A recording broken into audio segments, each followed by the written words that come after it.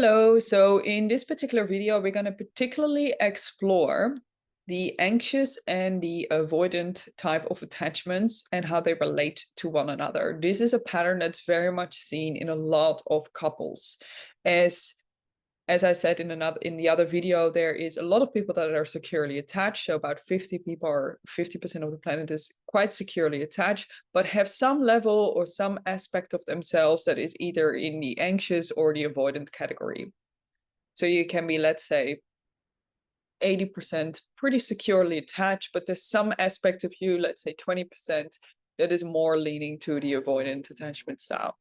That's very common. Yeah, so we're going to explore which parts of you feel really secure in these relationships and which part of you is kind of leaning towards one or the other. And then also in this particular model here, we're going to really look at the dynamic between anxious and avoidant attachment styles, as that's a dynamic that plays out a lot in relationship.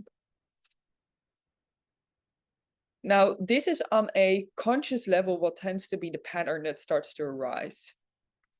So what you can see is that the anxious person here on the left, they tend to be the pursuer. So they tend to be the one that wants to merge, that wants to pursue the other person. Then the avoidant tends to be the withdrawer. So they go away, they move away, they run away. And of course, the degrees to this is various, depending on how strong this attachment style is for you, right? Could be a little bit, could be a lot, could be different from time to time. It's very dynamic. So the avoidant person starts to want to move away. So it's the withdrawer. Yeah. And these anxious attachment styles or these insecure attachment styles start to really develop from the age from 0 to 7, but really particularly from the age from 0 to 2. And they sit in this part of the brain that is largely unconscious. So when we feel triggered, this part of the brain starts to fire up and we are in our trigger. It's very difficult to see it any other way. But even outside of trigger, we just move through life with these lenses and filters that we don't even realize we have. And so the behavior that we start to see with the more anxious person is criticism. So they start to criticize the partner. And this criticism can come in all sorts of different ways. It can be very subtle, it can be very obvious, could be tiny little comments, could be like harsh criticism, like it depends on the quality that's there, but the overall energetic sense is one of criticism. Now, what the avoidant then hears that criticism, and the avoidant tends to be particularly sensitive to that, they start to defend. So a level of defensiveness comes up. So a contempt and stonewalling cycle starts to emerge. So they start to defend themselves. They hear the criticism or perceived criticism. Doesn't have to always be criticism as well, right? Because the avoidant tends to be very, very hypersensitive to that. And so they defend, they start to put it back to the other, they deny, they avoid.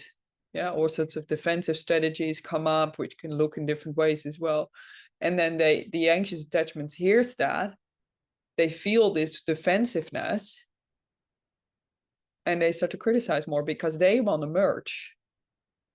So a form of merging is criticizing, which is obviously, quote unquote, not the most useful way to do it, but this is just a pattern in the behavior that starts to emerge. So this side, and it's not one starts and the other then does this. It starts to happen over time, and it kind of becomes this loop where you get sucked into with the relationship as the dynamics start to get sucked into this. And everything I'm painting here, the whole picture that I'm painting here, is on a quote unquote conscious level. So these are the patterns and the behaviors that we can consciously observe and witness. And this is about 25, I would say sometimes even less, % plays out on this level. Now, if we go a level deeper, so you see the same image here above, but here we go a level deeper. So we go into the unconscious.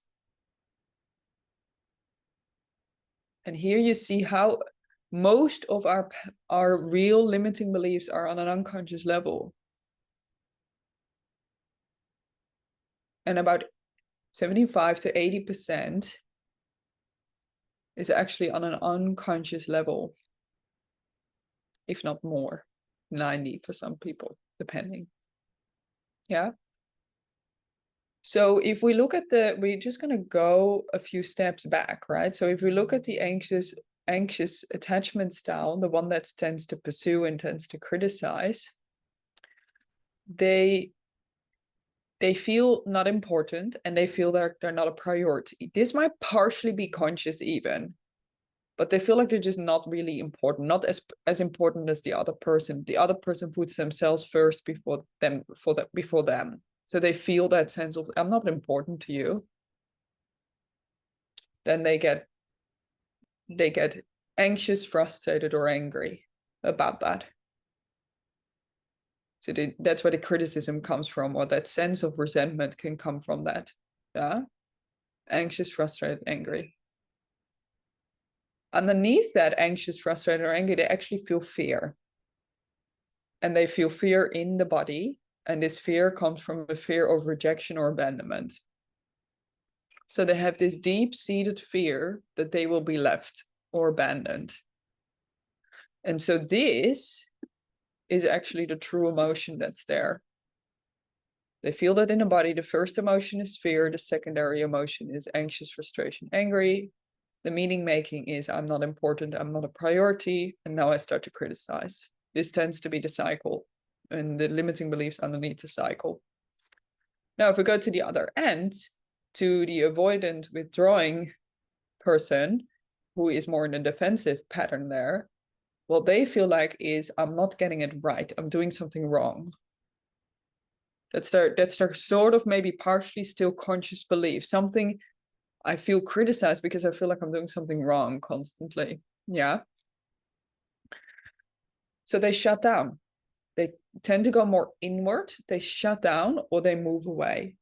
That's their pattern of emotional processing. However, it's the secondary emotion because the first emotion is fear, and this starts to really arise in the body. So same as on this side, we first feel fear, and then we feel either shut down or anxious, frustrated, angry. This person can also run away more. So there's the withdrawal, so shut down or run away, so flight. Whilst this one tends to be more oriented to fight. Depending on the system and the quality that's there. It could be different for different people in different contexts, topics, scenarios, yeah? And this is really about the deep-seated belief is that their self-worth is about their self-worth, so that they don't feel worthy about themselves. Because they don't feel worthy about themselves, they feel this constant criticism, even if someone isn't actually criticizing. So this is where we want to get real good discernment. Is this person actually criticizing me? Or is this something that I'm particularly experiencing? And for the anxious attachment style, is this person actually feeling that I'm not important or defending? Or am I just experiencing it in this way? And the reason we paint this particular picture is with the anxious and the avoidant, the patterns actually very much clash in a certain sense. They really start to become more and more alive, particularly in this dynamics. Well, if you have two avoidants, so two people that withdraw, you have a completely different dynamic. And the two people that are anxious, you have a completely different dynamic. But most couples tend to be in this dynamic. You have one person that's more in the anxious side and one person that's more on the withdrawing side for most people. Now, the more secure you are, of course, in your attachment style, even if you have a little bit of this going on, it's very likely that this is not going to have too much of an impact in your relationship, or you find really healthy ways to work through this together, which is, of course, where the healing sits for all people. And all of us have some level of this going on. It's very, very unlikely, if not really possible, but it's very, very unlikely. Never say never, right? That two people with complete secure attachment styles come together. Most people have some level of this going on. And because of that this is mostly unconscious, if we want to have real intimacy and real connection, not connection on behalf of what the anxious might believe is just merging, that's not real connection. Connection is being really solid and content in myself, and now I can connect with you, right? So real intimacy actually starts to happen on this level when people can start to have a conversation here, as opposed to in this cycle. So we lower down, we become aware of these unconscious patterns, and we integrate them into our system, so bring them up, if you will, and bring them into our communication cycle with the other. Hey, when you say XYZ, I really feel this real deep fear about my self-worth. Now we're in intimacy, now we're in real connection. Or the other person here, hey, if you don't respond to my request in this way, I really feel this sense of rejection, and it's most likely from when my dad left me when I was 5 years old, say. Yeah, now we're in intimacy, now we're in connection, now there's honesty and truth is revealed and is on the table. And this is where real intimacy can start to build, and this is where we also can really start to heal. So in that way, the path of growth and healing for the anxious, again, talk about your abandonment wound, fear of rejection. So talk about it to the other person, to friends, family, maybe a therapist or a coach. Talk about your unconscious desire. Or actually, the unconscious desire for the anxious is to be more self-reliant and free. So on the conscious level, they might want to merge and want to be close, but on an unconscious level, so their actual deep desire, yeah, not their maladaptive pattern, but their actual desire is to be self-reliant and free. Maybe a sense of power and autonomy, yeah, in themselves. What they need to really practice, the anxious attachment style, is boundaries, healthy boundaries. Not push-pull, but just a healthy boundary, yeah? This is what I want to do. This is what I don't want to do. Yes, no. And just real clear, open, direct communication. They tend to self-neglect more than the avoidant. So they tend to put their own feelings as less important. They tend to put the other person's feelings or desires or schedules before their own. And they need to practice self-regulation. So practice internal regulation through their own system. So the anxious attachment style tends to use their partner to regulate. They're more used to co-regulation as opposed to self-regulation. So they need to practice more self-regulation and then also co-regulation, but that's what they're kind of used to. So they need to learn how to self-regulate in their own system outside of how their partner might be operating or behaving. And then really start to become aware of not trying to control and criticize. So again, healthy responsibility. What the anxious attachment style tends to do is an over responsibility towards the other. So they want to control and criticize the other because they feel like their sense of regulation, literally their sense of safety, comes through the other as opposed to through themselves. So healthy responsibility means I'm responsible what I think, feel, say, and do. I'm not responsible for what other people think, feel, say, and do. So really coming back to oneself, their own self-reliance, self-autonomy. So coming more internal. That's what the anxious needs to learn. In that same vein, focus on their own purpose, their own desires and goals in life, and pursue that. So they need to really come back into themselves and what they really want. And they need to learn to receive support from others, ask for support from others. That's really what this anxious, that's really the path of healing and growth for this anxious attachment style. Or if you have some tendencies in this category, yeah. For the avoidant attachment style, the path of growth and healing really sits in talking about your fear of not feeling good enough to other people, to your partner, to a therapist or coach. Just talking about that. So the unconscious desire for the avoidant is to feel worth through themselves. And also, it's not written here, but the unconscious desire for the avoidant is actually a deep connection and intimacy, even though on the surface it might look like the exact opposite. So you can see the polarity here, right? That the avoidant on the surface tends to move away, but what they want is actually a deep sense of connection and intimacy. And they want to do it through a sense of self-worth, but they need to find their worth in themselves and not through external factors, whether that's someone else, a particular outside party, a job, a role, a descriptor, or something. They need to feel it in their own selves, regardless of any outside influences. The path of healing for the avoidant also is a real receptivity. So the avoidant attachment style, or people with the tendencies of this attachment style, tend to have really healthy boundaries, almost to the point where they have a bit too many boundaries.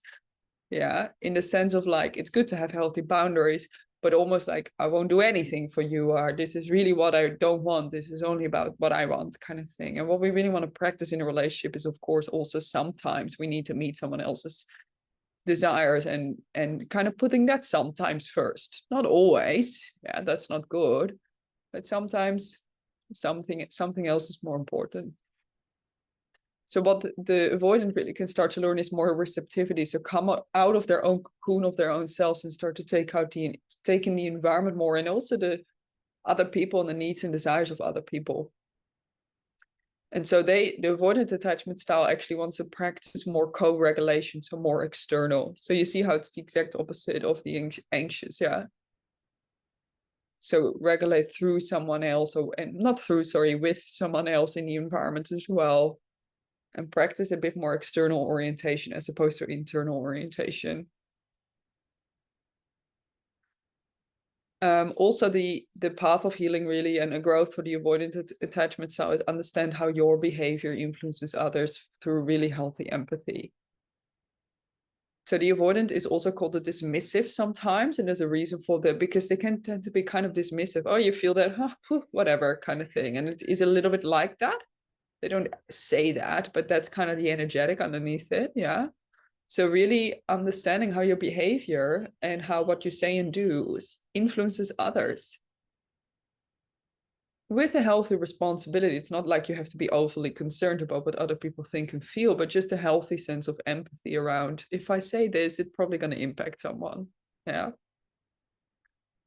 And then also, again, coming out of that cocoon, so supporting other people's goals and desires, and in that same way, give a little bit more.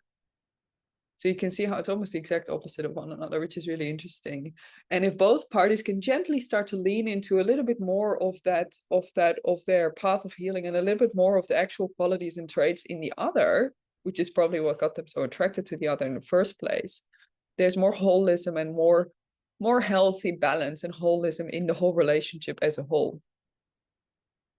So this is really how both individuals heal their own selves, and then also how the relationship naturally starts to heal as well.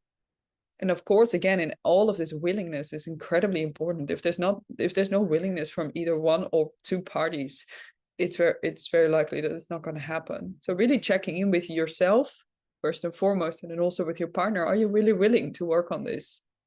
Are you willing to lean into these difficult conversations or these uncomfortable feelings? Because it is most likely very uncomfortable, because this is really like the dust in our eyes, these patterns, because they're so young, they're so developed at such a young age, and they're really the relationship with our primary caregiver. That's what they're reflective of. And it's very, very difficult to lean into some of these emotions, and even sometimes more difficult to change them. I say difficult in the sense of it can be painful, but it is definitely possible to heal this. And this is really a part of conscious leadership, because this is going to influence your whole life experience, literally. It's going to influence your relationship with your intimate partner, but also with your children, family members, colleagues, clients, everyone.